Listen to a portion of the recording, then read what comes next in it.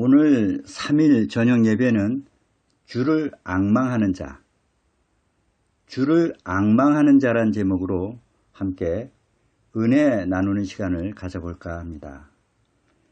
우리 먼저 성경 말씀 한 구절 찾아보시겠습니다. 이사야 40장 29절입니다. 이사야 40장 29절. 이사야 40장 29절로 31절까지를 제가 읽어 올리겠습니다. 피곤한 자에게는 능력을 주시며 무능한 자에게는 힘을 더하시나니 소년이라도 피곤하며 곤비하며 장정이라도 넘어지며 자빠지되 31절입니다. 오직 여호와를 앙망하는 자는 새 힘을 얻으리니 독수리에 날개치며 올라감 같을 것이요 다른 박질하여도 곤비치 아니하겠고 걸어가도 피곤치 아니하리로다. 지금 읽은 31절에 보시면 오직 여호와를 앙망하는 자는 새 힘을 얻을 것이다. 그렇게 말씀해 주고 계십니다. 여기서 앙망한다는 말씀은 기다린다, 갈망한다, 사모한다 그런 뜻을 담고 있는 말입니다. 우리가 정말 하나님을 믿고 신뢰를 한다면 아무리 상황이 안 좋다고 하더라도 모든 것을 참고 인내하시면서 기다릴 줄도 알아야 된다고 생각을 합니다. 그런데 성급하게 왜 하나님께서는 우리 교회를 이대로 두실까? 왜 빨리 식구를 찾도록 도와주지를 않으실까? 우리 교회가 정말 하나님이 역사하시는 교회가 맞다면 왜 이렇듯이 부흥되지 못하고 계속 침체만 되어 있는 걸까? 등등 이런 생각을 혹시라도 성도님들이 하시지 않을까 그런 염려를 하게 됩니다. 만약 이 같은 생각을 하신다면 그 생각 자체가 곧 뭡니까?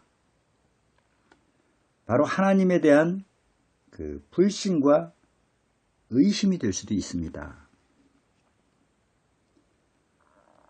우리 한 가지 예를 한번 들어볼까요? 사랑하는 연인이 서로 만나기로 약속을 했습니다. 그런데 정해진 시간에 오지를 않습니다.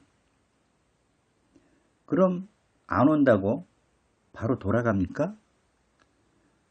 아니죠. 밤을 새우면서도 참고 기다립니다. 왜 그렇습니까? 바로 사모하고 사랑하기 때문에 그렇습니다. 사람도 그런데 하물며 하나님을 믿고 있는 우리가 조급한 나머지 의심의 마음을 품는다면 과연 하나님께서 기뻐하실까요? 아니면 실망을 하실까요? 우리가 진정 하나님을 믿고 사모한다면 이 같은 생각을 하기 전에 먼저 나 자신의 그 부족함과 허물을 돌아보면서 내가 하나님을 기쁘게 할 일이 뭘까? 하나님 보시기에 온전하고 합당한 자녀로 그리스도를 닮아가는 변화되도록 노력하고 힘쓰는 자가 되어야 하지 않을까? 저는 그렇게 생각합니다. 우리 이번에 하박국 2장 3절을 보시겠습니다. 구약 1303페이지입니다. 이 성경 구절을 급하게 허겁지겁 찾으시면 은혜가 좀 덜 됩니다. 우리 여유있게 천천히 찾으십시오. 하박국 2장 3절입니다. 하박국 2장 3절을 제가 읽어보겠습니다. 이 묵시는 정한 때가 있나니 그 종말이 속히 이르겠고 결코 거짓되지 아니하리라. 비록 더딜지라도 기다리라. 지체되지 않고 정령 응하리라. 비록 더딜지라도 뭐라고 말씀하십니까? 기다리라. 그렇게 말씀해 주고 계십니다. 믿음의 기준으로 볼 때 이 땅에는 세 부류의 사람이 있다고들 합니다. 그 첫째가 하나님 자체를 부인하는 그 타종교인이나 무신론자들입니다. 이들 중에 어떤 사람들은 만약 하나님이 있다면 하나님은 실패한 하나님이라고 말하는 사람들도 있습니다. 그 이유인즉 왜 이 땅에 슬픔과 고통과 죽음이 있게 만들었냐고 말을 합니다. 이렇게 말하는 사람들은 자신이 얼마나 무서운 죄인인가를 깨닫지 못하게 하는 말들입니다. 죄인 되어서 육신의 옷을 입고 형무소에 갇혀 있으면서 적반하장으로 왜 이 땅을 천국같이 창조하지 않았냐고 하나님께 불평을 하고 있는 겁니다. 과학자들은 사람이 이 땅에서 살아가기 위해서는 20만 가지 이상의 완벽한 조건이 갖춰져 있어야 된다고 말들 합니다. 이 같은 환경과 조건들이 과연 창조주 하나님 없이 우연에 의해서 생겨날 수 있느냐 하는 겁니다. 우린 지금 21세기의 최첨단의 과학 문명 시대를 살아가고 있습니다. 하지만 아직도 현대과학은 우주에 끝이 있는지 없는지 풀 한 포기가 어떻게 싹이 나고 꽃을 피우는지 설명을 하지 못합니다. 하나님께서 창조해 놓으신 이 만물들을 우리가 조금만 관심을 가지고 살펴본다면 하나님께서 얼마나 섬세하시고 세밀하신 분인지 얼마나 완벽하신 분인가를 정말 새삼절감하게 됩니다. 그래서 로마서 1장 20절에는 하나님의 영원하신 능력과 신성이 그 만드신 만물에 분명히 보여 알게 되나니 그러므로 저희가 핑계치 못할지니라. 나중에 절대 핑계할 수 없다. 그렇게 말씀해 주고 계십니다. 하지만 안타깝게도 지금 이 땅에는 하나님이 어디 있느냐고 부인하면서 살아가고 있는 사람들이 너무나도 많다는 사실입니다. 정말 우리에게 맡겨진 사명이 얼마나 막중한지 모르겠습니다. 성경은 이런 사람들을 가리켜서 시편 14편 1절에 어리석은 자는 그 마음에 이르기를 하나님이 없다 하도다. 49편 20절에는 존귀에 처하나 깨닫지 못하는 사람은 멸망하는 짐승 같도다. 그렇게 알려주고 있습니다. 세 부류 중에 두 번째는 창세기 19장 26절에 롯의 아내가 세상에 미련이 남아서 절대 뒤를 돌아보지 말라는 말씀을 어기고 소금 기둥이 되었듯이 하나님을 믿기는 믿되 마음의 절반은 세상에 두고 있는 사람들입니다. 이런 사람들은 오늘 하나님을 잘 믿다가도 상황이 바뀌면 언제든지 세상과 짝하면서 하나님을 의심하고 불평불만을 하면서 믿음에서 떠나갈 수도 있는 사람들입니다. 한마디로 바람에 흔들리는 갈대와 같은 그런 사람들입니다.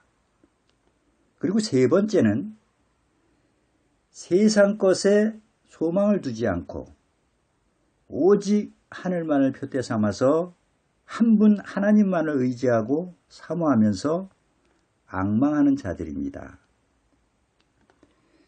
이런 사람들은 어떤 시험과 환난, 고난이 닥쳐도 결코 쓰러지거나 믿음에서 떠나지 않습니다. 꿋꿋이 참고 인내하면서 스스로 자신의 십자가를 지고 주님의 뒤를 따르는 자들입니다. 하나님께서는 항상 주님을 사모하고 앙망하는 자들을 축복하시고 능력과 은혜를 허락하십니다. 느헤미야 8장 10절에 여호와를 기뻐하는 것이 너희의 힘이니라. 그렇게 말씀하시면서 이 날은 우리 주의 성일이니 근심하지 말고 기뻐하라고 말씀해주고 계십니다. 반면에 계시록 2장 4절에서 5절을 보시면 너희 처음 사랑을 버렸다고 책망을 하십니다. 우리 잘 아시는 계시록 2장 4절 5절을 한번 펼쳐보시겠습니다. 계시록 2장 4절 5절입니다.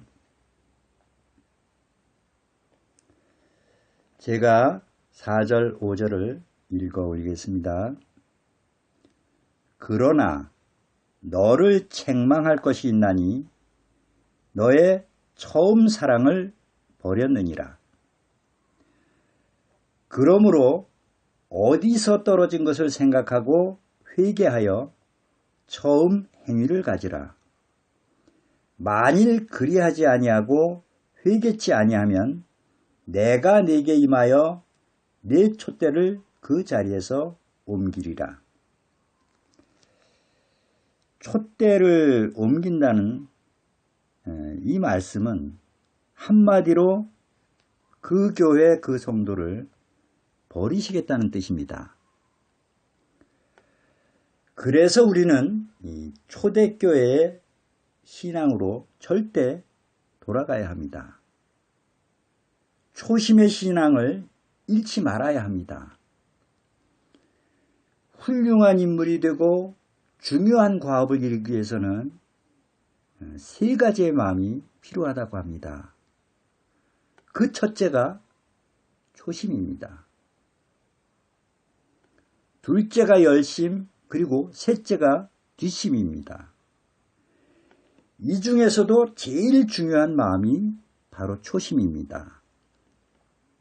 왜냐하면 초심 속에는 열심과 뒷심이 함께 담겨져 있기 때문입니다. 초심에서 열심이 나오고 초심을 잃지 않았을 때 뒷심도 나오게 됩니다. 초심이란 말 그대로 처음에 품고 다짐하는 마음입니다.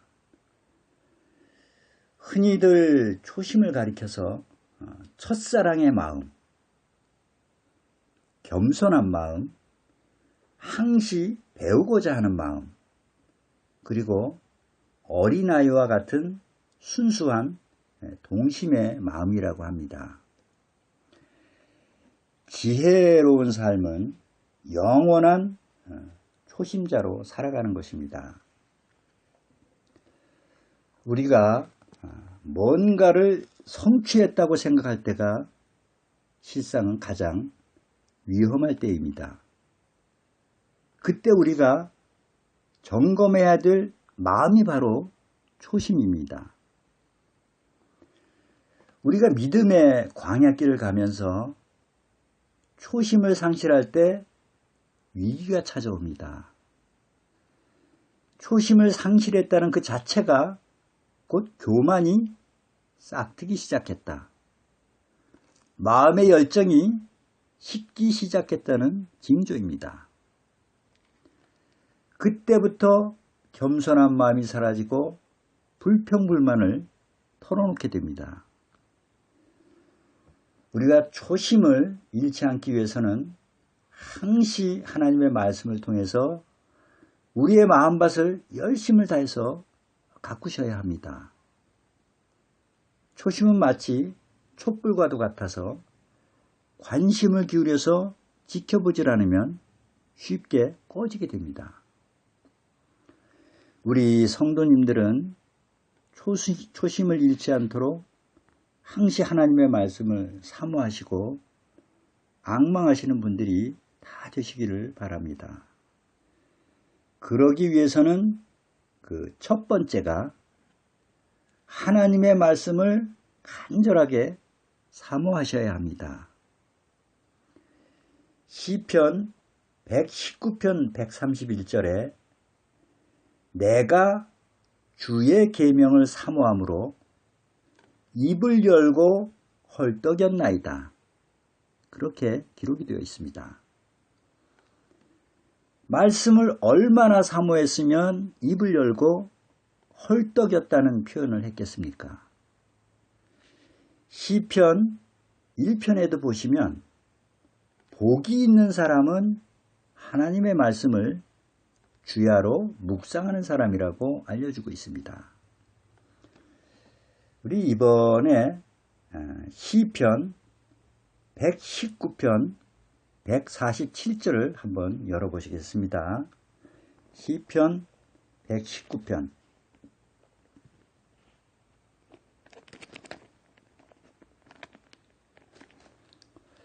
시편 119편 147절입니다.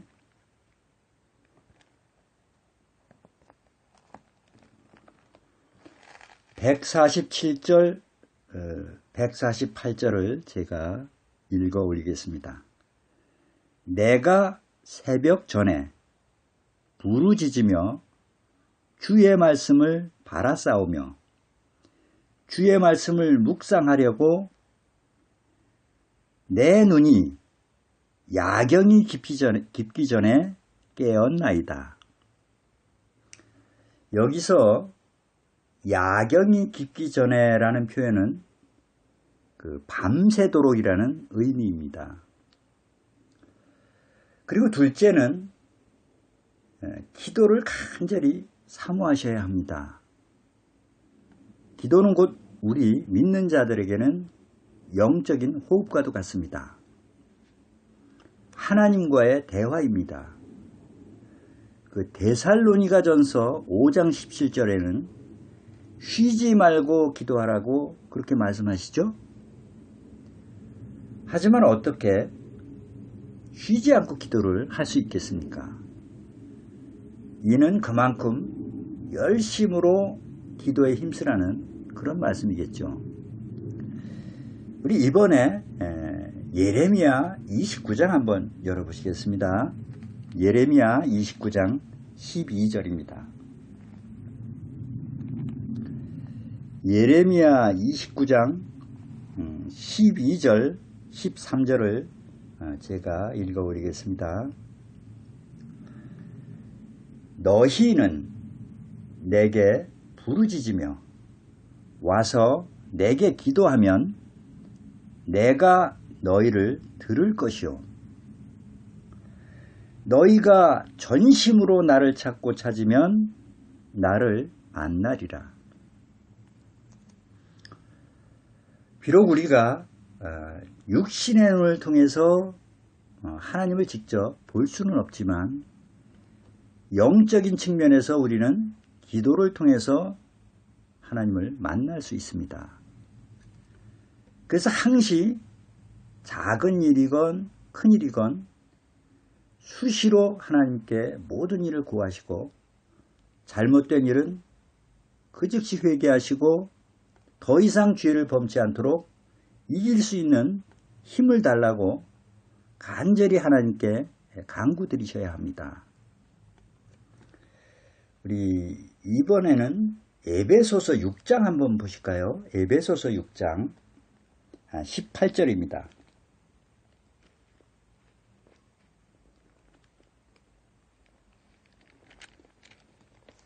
에베소서 6장 18절부터 20절까지를 제가 읽어 올리겠습니다.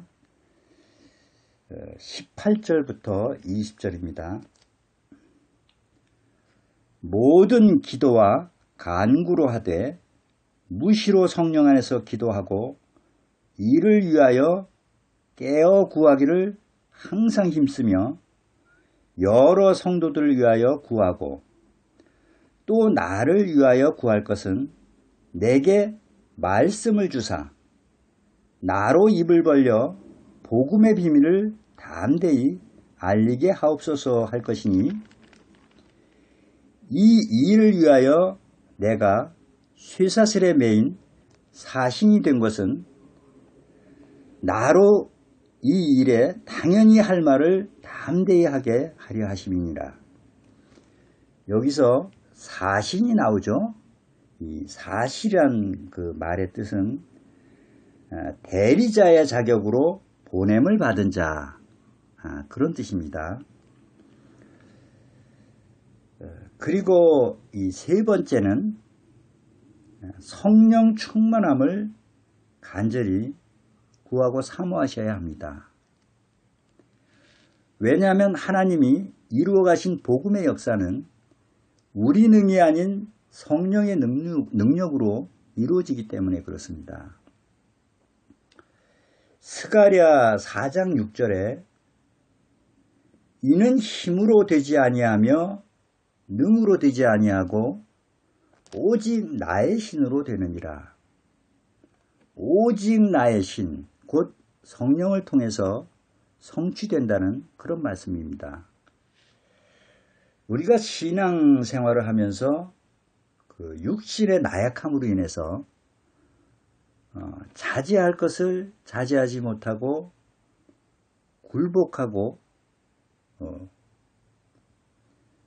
굴복하는 경우가 아주 다반사로 생겨납니다. 그래서 더욱더 성령의 능력을 간절히 사모하고 구하셔야 합니다.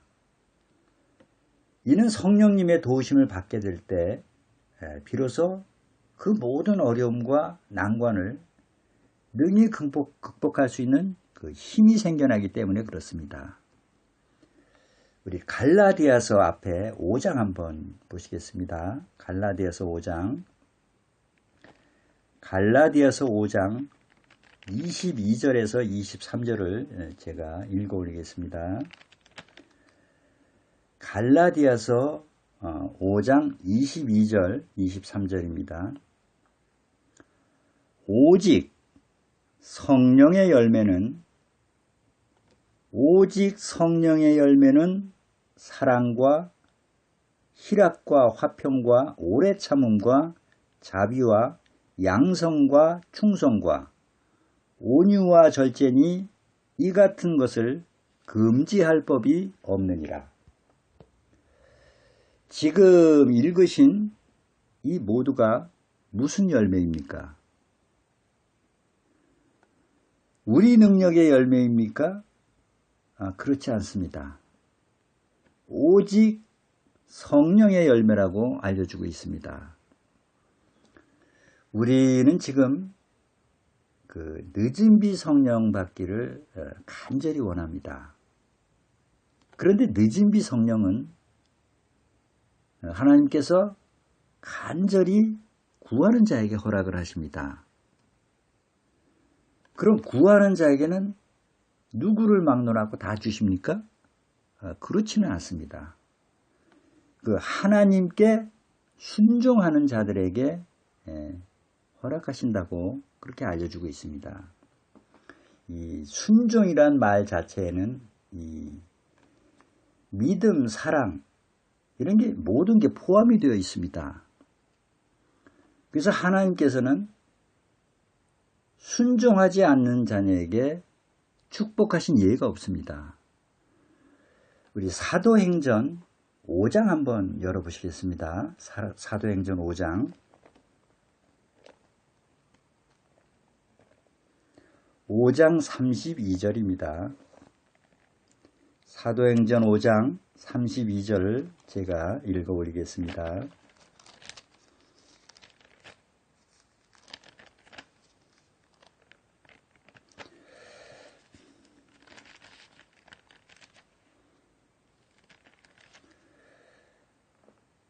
(5장 32절) 우리는 이 일의 증인이요 하나님이 자기를 순종하는 사람들에게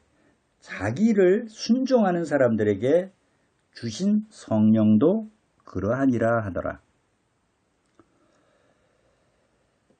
그리고 네 번째는 하나님의 능력을 사모해야 합니다.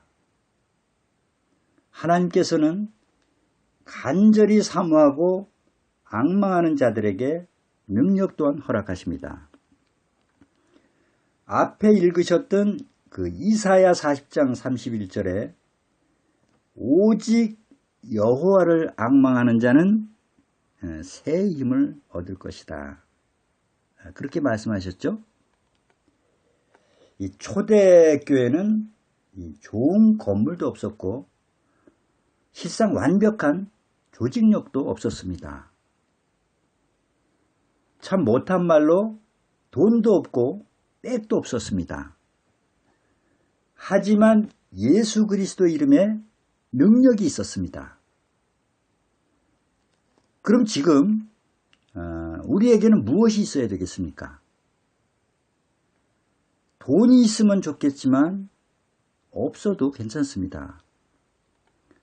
권력이 있으면 좋겠지만 이 또한 없어도 무방합니다. 아름다운 교회가 있으면 좋겠지만 이 역시도 없어도 괜찮습니다. 하지만 교회에 꼭 있어야 할 것이 있다면 그것이 바로 진리의 말씀과 기도, 그리고 예수 그리스도의 성품을 닮은 그 인격만은 반드시 갖추고 있어야 됩니다. 우리나라가 그 OECD에 가입했다고 해서 자동적으로 선진국이 되는 것은 아닙니다. 이 선진국의 가장 중요한 요건은 국가와 국민의 도덕성입니다. 도덕성이 없으면 선진국이라고 부르지 않습니다. 사우디나 쿠웨이트는 그 1인당 국민소득이 우리나라보다도 훨씬 높습니다. 하지만 사우디나 쿠웨이트를 산유부국이라고 하지 선진국이라고 부르지는 않습니다. 왜냐하면 돈밖에 없기 때문입니다. 이는 교회 역시도 마찬가지입니다. 지금까지 그 말씀을 드렸듯이 모두가 그 말씀을 사모하시고 항시 기도에 힘쓰시고 하나님께 성령 충만함을 간절히 간구하시길 바랍니다. 그리고 말씀에 모두가 순종하셔서 그리스도 안에서 하나님의 그 크신 능력까지라도 허락받으실 수 있도록 간절히 사모하고 앙망하시는 우리 하나님의 교 예수 증인의 모든 성도님들이 다 되시기를 진심으로 축원드립니다. 날씨가 정말 덥지요.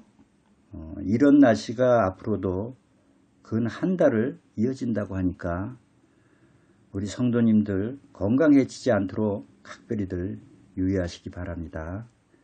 오늘 3일 저녁 예배는 설교를 이렇게 마치도록 하겠습니다. 수고들 하셨습니다.